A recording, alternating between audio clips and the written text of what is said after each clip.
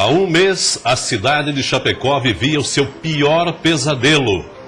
Após um mês da tragédia com o avião da Chapecoense, muitos torcedores visitaram a Arena Condá. Escute em todo o continente, sempre estarei contigo, campeão chapecoense. 2 incêndios criminosos no Vale do Itajaí intrigam a polícia. Crescem os casos de queimaduras por águas vivas no litoral do estado. Festa da virada garantida e sem dinheiro do contribuinte. Neste ano, a festa de Réveillon de Florianópolis conta com o apoio de empresas privadas. Casan e Celesc garantem que não vão deixar consumidores na mão nesta temporada. E na retrospectiva 2016, os fatos políticos do ano. O Band Cidade já está no ar.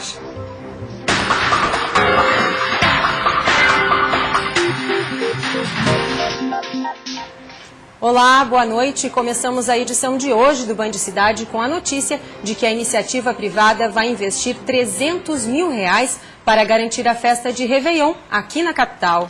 E com estes recursos, Bruna, estão garantidos 12 minutos de fogos. Eu acompanhei hoje uma coletiva sobre o assunto. Veja na reportagem. O palco já está sendo montado. Depois de um período de incertezas, turistas e moradores da capital vão sim poder curtir a tradicional Festa da Virada na Avenida Beira-Mar Norte. Está na hora de virar esse jogo e o poder público deixar de ser o patrocinador de tudo e sim o articulador e o mobilizador das ações. As 15 empresas apoiadoras da Festa da Virada investiram R$300 mil em fogos de artifício. Serão 12 minutos de show pirotécnico, garantindo um belo espetáculo para quem escolher a Avenida Beira-Mar Norte como palco para a chegada de 2017. Ao mesmo tempo do Rio de Janeiro, um pouco menos de balsas, né? Nós vemos que encolheu o número de balsas, mas o show vai ser muito bonito. O público poderá curtir shows regionais e DJ a partir das 9 horas da noite. Desta vez o palco será montado ao lado do Trapiche. O empresariado local sempre se demonstrou muito apto, né, em aproveitar esses momentos e fazer um gesto em prol da cidade, em prol da moral de toda uma população. Como nos anos anteriores, os motoristas precisam ficar atentos. Mudanças no trânsito começam a acontecer a partir das 8 horas da noite do dia 31. Vamos fechar ali o sentido Trindade Centro para os veículos, já para a Praça Celso Ramos. Após, vamos desviar o sentido Centro Trindade na principal. E por último, né, a marginal do sentido Centro Trindade, que vai ser fechado lá no elevado Rita Maria, desviando para Paulo Fonte. Mesmo com uma festa menor do que no ano passado, a Prefeitura não acredita em impactos no número de turistas. São esperadas 300 mil pessoas na Avenida Beira-Mar Norte. E a rede hoteleira afirma que já está com 85% de ocupação para o Réveillon. Se não tivesse, mesmo que a gente não tivesse um prejuízo momentâneo de hóspedes, nós teríamos no decorrer da temporada. E ficaríamos conhecidos como uma cidade que deixou de fazer uma festa, ainda mais sendo Florianópolis uma cidade turística do jeito que é. A polícia de Luiz Alves, no Vale do Itajaí, está investigando o incêndio que destruiu 2 ônibus escolares e uma caminhonete da prefeitura. Já em Blumenau, o alvo foi um veículo. A suspeita é de que pode ter sido uma ação criminosa. A Polícia Civil já investiga os casos. Em Blumenau, um veículo foi incendiado durante a madrugada. Um morador gravou o automóvel pegando fogo no meio da rua. Já em Luiz Alves, o alvo foram veículos públicos, 2 ônibus escolares e uma caminhonete da prefeitura. O vigilante chegou a perceber uma movimentação suspeita pouco antes do início do incêndio. Os 3 veículos ficaram completamente destruídos.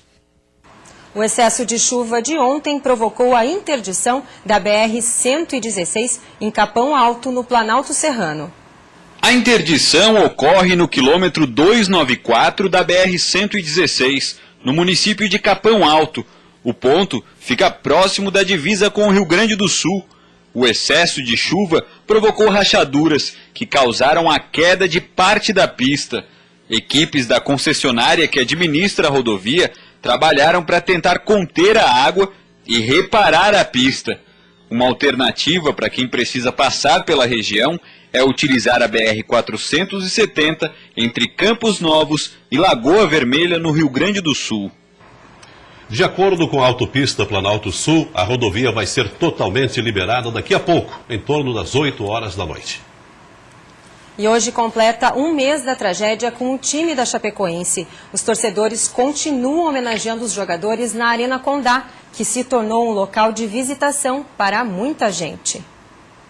Na Arena Condá, torcedores emocionados com bandeiras e uniforme do time. Um mês após a tragédia que vitimou a delegação da Chapecoense, o estádio virou um ponto de visitação.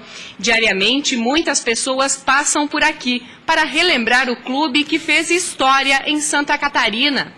E a Chape, com tudo isso que aconteceu, mesmo sendo uma coisa difícil, eu acredito que ela vai ressurgir muito mais forte. Principalmente quando a gente olha 71 pessoas ali no painel, ali na sacada ali, aí é de uma tristeza, assim, muito grande, muito grande.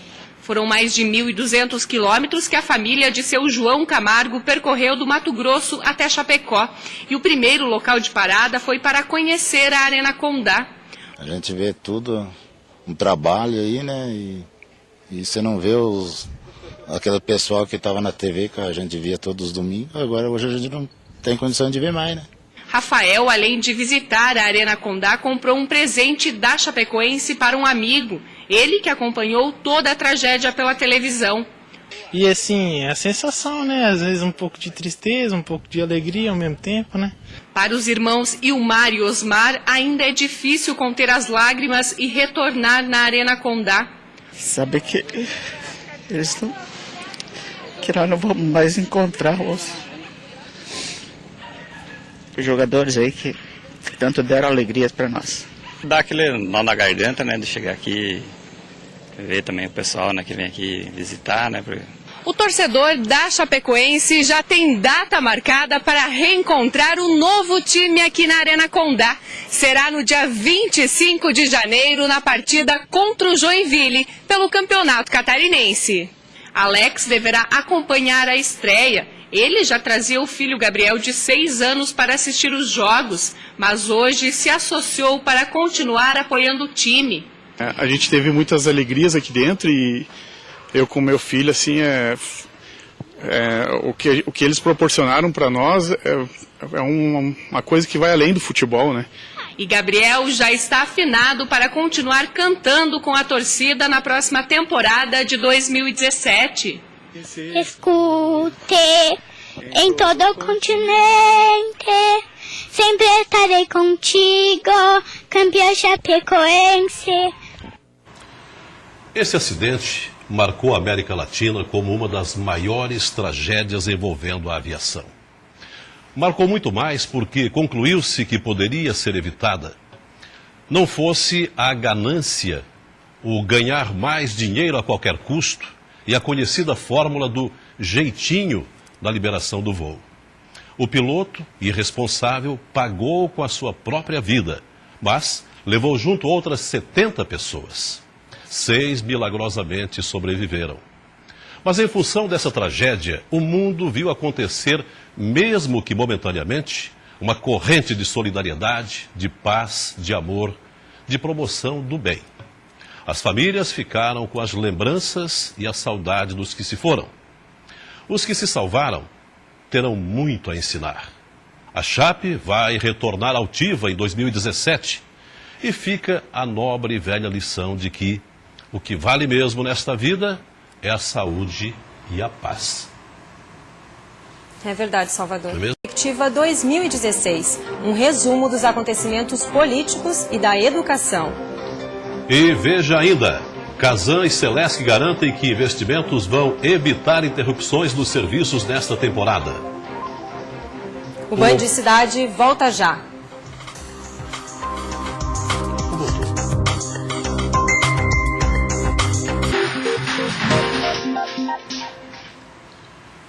Casan e Celesc garantem que estão preparadas para uma temporada sem problemas no abastecimento de água e energia elétrica. Mas ambas não descartam a influência do clima.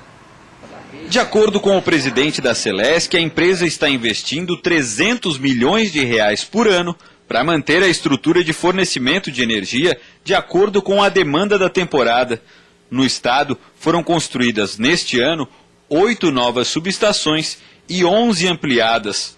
Desse total de recursos, 210 milhões foram gastos em projetos de baixa e média pressão. Em Florianópolis, no norte da ilha, é a região que mais consome energia, em função da migração para o litoral.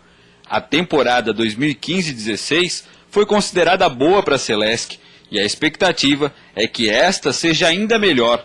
O problema, no entanto, são as imprevisíveis tempestades. Indicadores, inclusive científicos, mostram que nós temos cerca de 35% a 40% mais tempestades. Aí nós estamos falando de vento e raio. E vento e raio não combina bem com o sistema elétrico. Então a gente precisa estar preparado para esse processo. Na última temporada de verão, houve um aumento de 27% no consumo de água em Santa Catarina em relação ao ano anterior. Mesmo assim, os problemas foram considerados normais.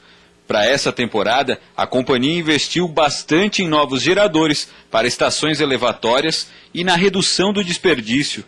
Na Grande Florianópolis, o sistema foi aprimorado com a implantação do flocodecantador, que aumentou em 1.000 litros por segundo o tratamento de água. A gente se planejou, se preparou para isso, com várias reservações novas, com novas redes, certo? Com um trabalho de planejamento em cada bairro. Então a Casan se preparou e está preparada para atender essa demanda de grande consumo durante o período de verão.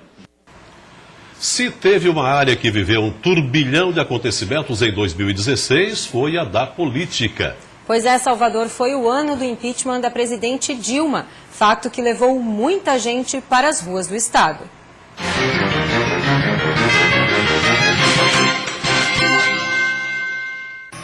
Foi um ano em que o povo saiu às ruas.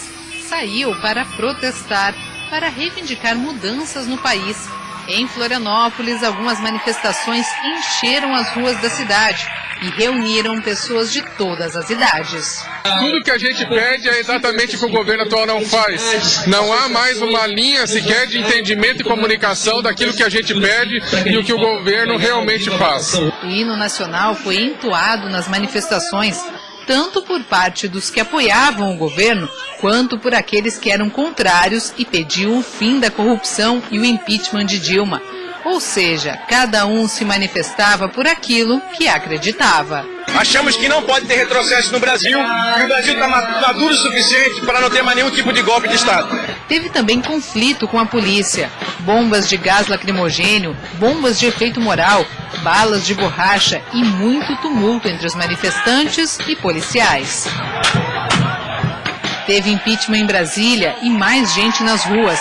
Teve protesto em comemoração ao afastamento da presidente Dilma Rousseff e também contra o governo de Michel Temer. A política do país também levou estudantes a ocuparem instituições de ensino.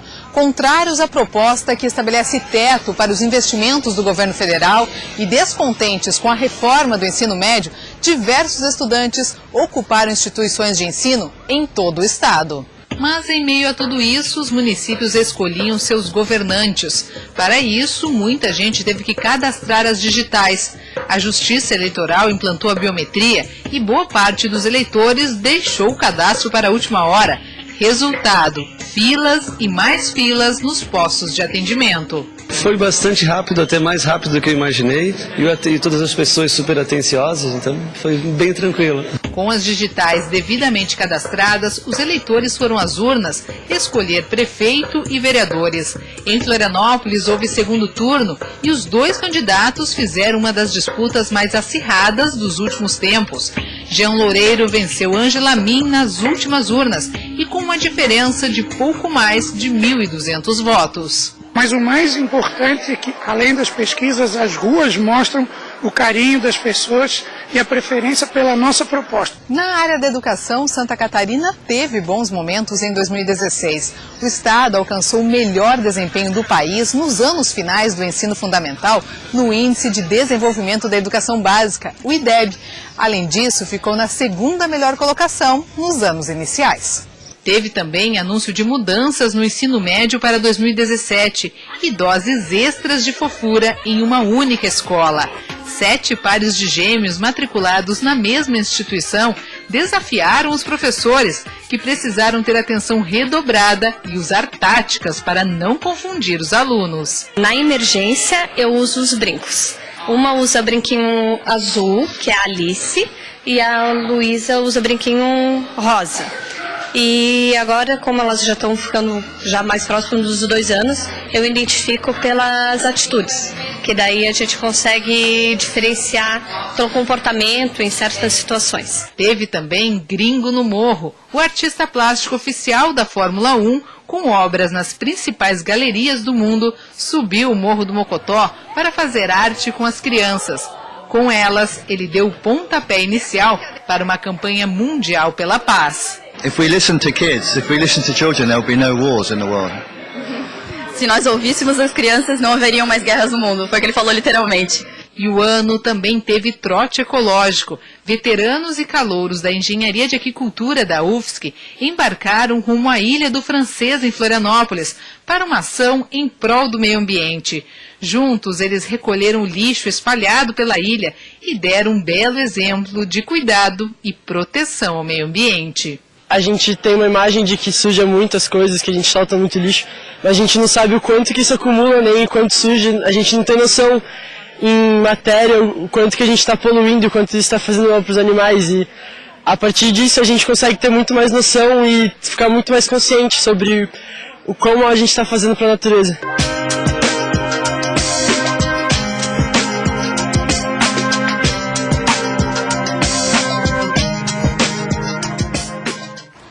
Você vai ver depois do intervalo a dica de uma especialista de como organizar as finanças para um ano mais tranquilo em 2017. O Band Cidade volta já. – 2016 está quase acabando e foi um ano de muita instabilidade econômica. Pois é, Bruno, mas isso levou muita gente a gastar mais do que deveria.